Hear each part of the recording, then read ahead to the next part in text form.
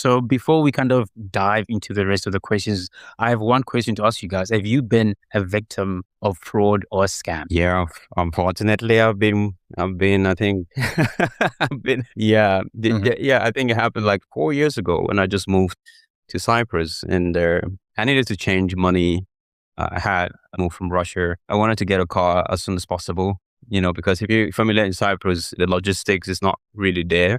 So you have to pretty much have your own personal car as soon as possible, or you have a rental. So I wanted to get mine as soon as possible. So I was introduced to this Telegram chat of a thing where I went there. Since I was introduced by a friend, I thought it kind of legit. Everyone there is real, for real.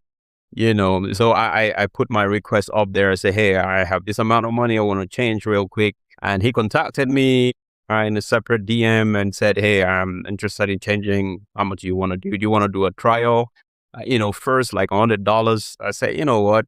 Let's just do the whole money, the whole sum. So I went on my Binance account, enter his wallet address, send the whole money. Once he received it, I went in to say, hey, can you then transfer the USDT?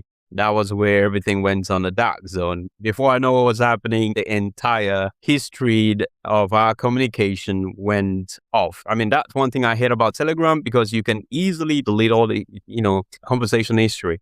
That was it, man. And you, Chantal, have you been a victim as well, or have you been able to kind of avoid it? No, unfortunately, I was also a victim. I was very, very skeptical when my son actually came to me with this. I felt like it was like a pyramid scheme or something. Like it sounded too good to be true. So it should be too good to be true.